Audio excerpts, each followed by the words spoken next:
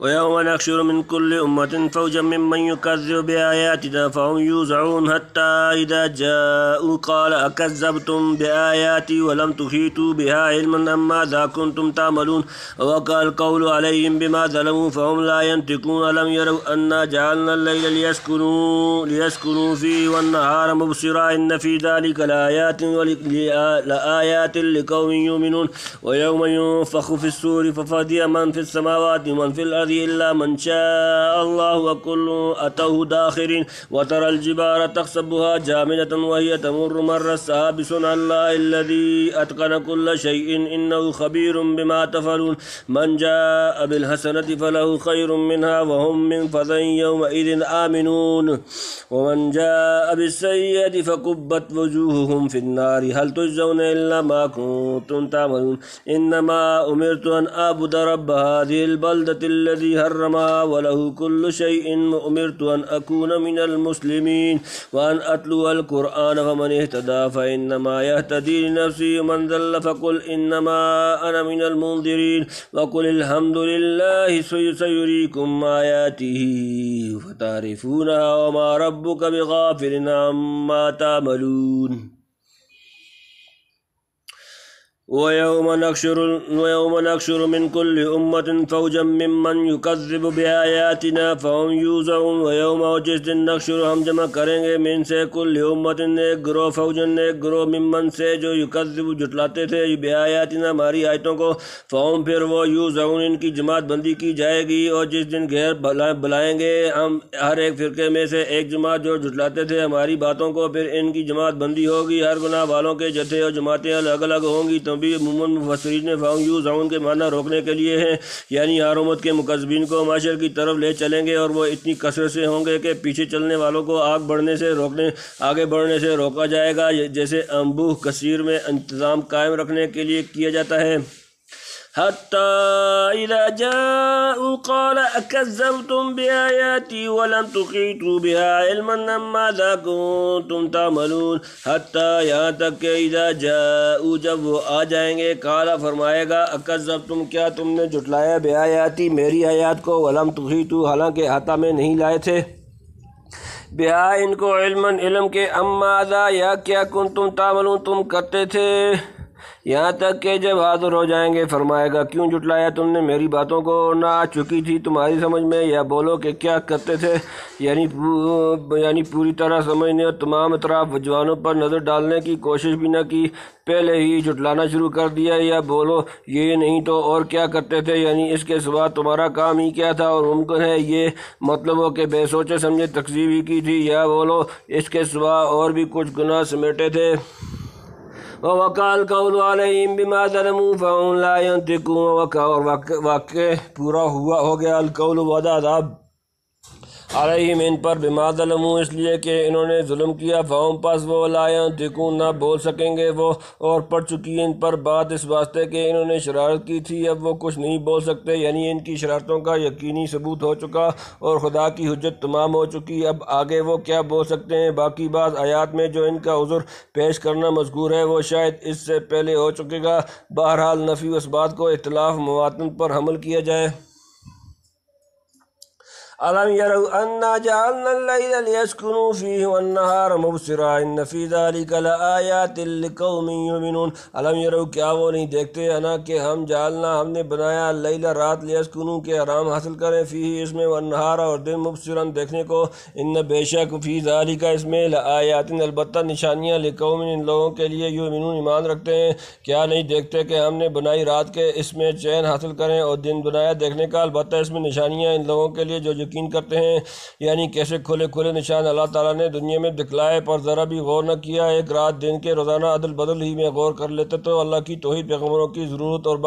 بعد الموت سب کچھ سمجھ سکتے تھے آخر وہ کون ہستی ہے جو ایسے مضبوط و محکم انتظام کے ساتھ برابر دن کے بعد رات اور رات کے بعد دن کو نمودار کرتا ہے اور جس نے ہماری ظاہری بصارت کے لیے شب کی تاریکی کے بعد دن کا اجالا کیا کیا وہ ہماری باطنی بصیرت کے لیے اوہام و اغوا کی تاریکیوں میں معرفت و ہدایت کی روشنی نہ بیچتا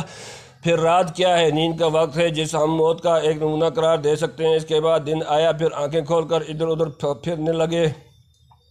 اسی طرح اگر حق تعالیٰ ہم پر موت طاری کرے اور موت کے بعد دوبارہ زندہ کر کے اٹھا لے تو اس میں کیا استحالہ ہے؟ غرض یقین کرنے والوں کے لیے اسی ایک نشان میں تمام ضروری چیزوں کا حل موجود ہے۔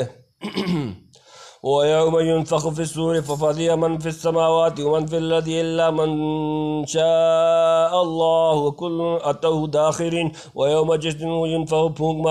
ماری جائے گی فی الصُّورِ سور میں، فَفَزِعَ تو گھبرا جائے گا، من جو فی السماوات اسمانوں میں، ومن او جو فی الارض زمین میں، الا سوا من جسے چاہا شاء اللہ چاہے، وَكُلٌّ اور سب اتوہ اس کے آگے آئیں گے داخرین عاجز ہو کر۔ اور جس دن پھونکی جائے گی سور تو گھبرا جائے گا جو کوئی ہے آسمان میں اور جو کوئی ہے زمین میں، مگر جس کو اللہ چاہے، اور سب چلے آئیں اس کے آگے عاجزی سے۔ سور پھونکنے والا فرشتہ اسرافیل ہے جو حکم الہی کے انتظار میں سور لیے تیار کھڑا ہے۔ بعض روایات میں ہے کہ الا من شاء اللہ جبرائیل، میکائیل، اسرافیل اور ملک الموت ہیں، اور بعض نے شہداء کو اس کا مصداق قرار دیا ہے، واللہ عالم۔ حضرت شاہ صاحب لکھتے ہیں ایک بار سور پھونکے گا جس سے خلق مر جائے گی، دوسرا پھونکے گا تو جی اٹھے گی، اور اس کے بعد پھونکے گا تو گھبرا جائیں گے، کہ پھر پھونکے گا تو بے ہوش ہو جائیں گے، اور پھر پھونکے گا تو ہوشیار ہوں گے۔ سور پھونکنا کئی بار ہے موضع، اور بہت سے علماء صرف 2 دفعہ مانتے ہیں، یعنی کل 2 مرتبہ پھونکے گا، اور سب احوال کو انہی 2 میں درج کرتے ہیں، واللہ عالم۔ وَتَرَى الْجِبَالَ تَحْسَبُهَا جَامِدَةً وَهِيَ تَمُرُّ مَرَّ السَّحَابِ صُنْعَ اللَّهِ الَّذِي أَتْقَنَ كُلَّ شَيْءٍ إِنَّهُ خَبِيرٌ بِمَا تَفْعَلُونَ۔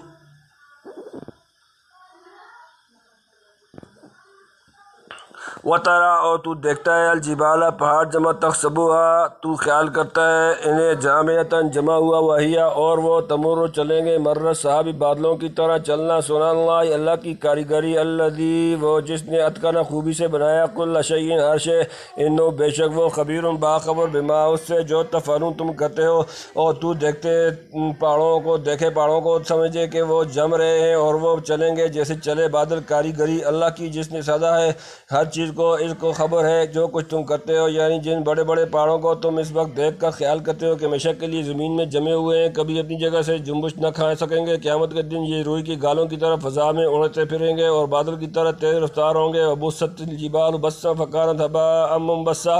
سورۃ الواقعہ رکوع نمبر 1 آیت نمبر 56۔ وتکون الجبال کالعہن المنفوش، سورہ نمبر 101۔ سورۃ القارعہ آیت نمبر 5۔ یسألونک عن الجبال فقل ینسفها ربی نسفا، سورۃ نمبر 20 سورۃ طٰہٰ آیت نمبر 105۔ تنبیہ آیت آدھا کو زمین کی حرکت و سکون کے مسئلہ سے کچھ ہلاکہ نہیں، جیسا کہ بعض متنورین نے سمجھایا، یعنی جس نے ہر چیز کو نہایت حکمت سے درست کیا، اسی نے آج پہاڑوں کو ایسا بھاری اور مضبوط بنایا ہے، اور وہ ان کو ایک دن ریزہ ریزہ کر کے اڑا دے گا۔ وہ اڑانا محض تباہ کرنے کی غرض سے نہ ہوگا، بلکہ عالم کو توڑ پھوڑ کر اس درجے پر پہنچانا ہوگا جہاں پہنچانے کے لیے ہی اسے پیدا کیا ہے۔ تو یہ اسی شان حقیقی کی کاریگری ہوئی جس کا کوئی تصرف حکمت سے خالی نہیں، یعنی اس توڑ پھوڑ اور انقلاب عظیم کے بعد بندوں کا حساب کتاب ہوگا، اور چونکہ حق تعالیٰ بندوں کے ذرہ ذرہ عمل سے خبردار ہے تو ہر ایک کو ٹھیک اس کے عمل کے موافق جزا و سزا دی جائے گی، نہ ظلم ہوگا نہ حق تلفی ہوگی۔ آگے اسی کے قدر تفصیل ہے۔ من جاء بالحسنة فله خير منها وهم من فزع يومئذ آمنون۔ من جاء جو آیا بالحسنة کسی نیکی کے ساتھ، فلاح تو اس کے لیے خیر بہتر ہے، منہا اس سے، وہم اور وہ، من فزع گھبراہٹ سے، یومئذ اس دن، آمنون محفوظ ہوں گے۔ جو کوئی لے کر آیا بھلائی تو اس کو ملے اس سے بہت، اور ان کو گھبراہٹ سے اس دن امن ہے، یعنی ایک نیکی کا بدلہ کم از کم 10 نیکیوں کا حساب سے دیا جائے گا جو کبھی ختم ہونے والا نہیں، یعنی بڑی گھبراہٹ سے، کما قال تعالی لا يحزنهم الفزع الاکبر وتتلقاهم الملائکۃ، سورۃ نمبر 21 سورۃ الانبیاء آیت نمبر 103۔ اگر کم درجہ کی گھبراہٹ ہو تو اس آیت کے منافی نہیں۔ ومن جاء بالسیئۃ فکبت وجوہہم فی النار هل تجزون الا ما کنتم تعملون۔ ومن جو جاء آیا بالسیئۃ برائی کے ساتھ، فکبت اوندے ڈالے جائیں گے، وجوہہم ان کے منہ، فی النار آگ میں، حل کیا نہیں تجزون بدلہ دیے جاؤ گے تم، الا مگر صرف ما جو کنتم تعملون تم کرتے تھے۔ اور جو کوئی لے کر آیا برائی سو اوندے ڈالے ان کے منہ آگ میں، وہی بدلہ پاؤ گے جو کچھ تم کیا کرتے تھے، یعنی اللہ تعالیٰ کی طرف سے کوئی زیادتی نہیں، جو کرنا سو بھرنا خود کردہ راچے علاج۔ انما امرت ان اعبد رب هذه البلدة الذي حرمها وله كل شيء وامرت ان اكون من المسلمين۔ انما اس کے سوا نہیں، امرت مجھے حکم دیا گیا ان کے اعبد عبادت کروں رب هذه اس البلدة شہر الذي وہ جسے حرمها اس نے محترم بنایا وله اور اسی کے لیے كل شيء ہر شے وامرت مجھے حکم دیا گیا ان کے اکون میں رہوں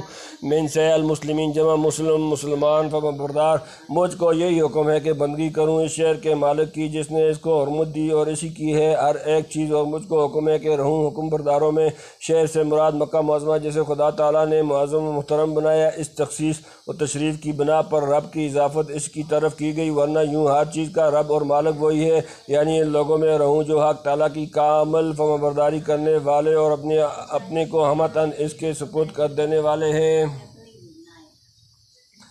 وَأَنْ أَتْلُوَ الْقُرْآنَ فَمَنِ اهْتَدَىٰ فَإِنَّمَا يَهْتَدِي لِنَفْسِهِ وَمَنْ ضَلَّ فَقُلْ إِنَّمَا أَنَا مِنَ الْمُنذِرِينَ۔ وَأَنْ اور یہ کہ اتلو میں تلاوت کروں القرآن قرآن فمنی پس جو اہتداء ہدایت پائی فإنما تو اس کے سوا یہتدی وہ ہدایت پاتا ہے نفسی اپنی ذات کے لیے، ومن جو ضل گمراہ ہوا فقل تو فرما دے انما اس کے سوا نہیں انا میں من المنذرین ڈرانے میں سے ڈرانے والوں ہوں، اور یہ کہ سنا دوں قرآن پھر جو کوئی راہ پر آیا سو راہ پر آئے گا اپنے ہی بھلے کو، جو کوئی بہکا رہا ہے تو کہہ دے میں تو یہی ہوں ڈر سنا دینے والا، یعنی بذات خود اللہ کی بندگی و فرمانبرداری کرتا رہوں اور دوسروں کو قرآن سنا کر اللہ کا راستہ بتاتا رہوں، یعنی میں نصیحت کر کے فارغ ذمہ ہو چکا، نہ سمجھو تو تمہارا ہی نقصان ہے۔ وَقُلِ الْحَمْدُ لِلَّهِ سَيُرِيكُمْ آيَاتِهِ فَتَعْرِفُونَهَا وَمَا رَبُّكَ بِغَافِلٍ عَمَّا تَعْمَلُونَ۔ وَقُلْ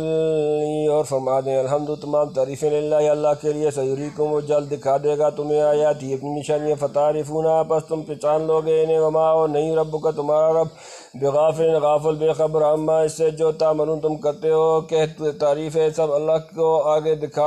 آگے دکھائے گا تم کو اپنے نمونے، تو ان کو پہچان لو گے، اور تیرا رب بے خبر نہیں ان کاموں سے جو تم کرتے ہو، یعنی اللہ کا ہزار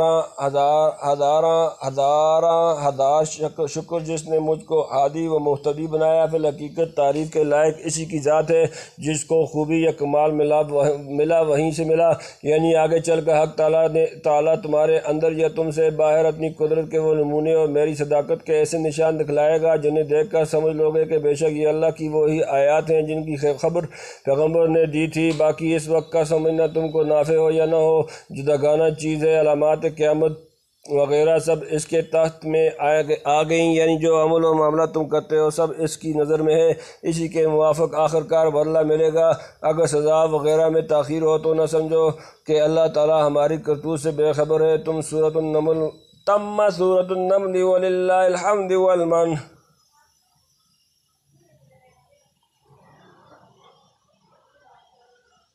صدق اللہ العظیم۔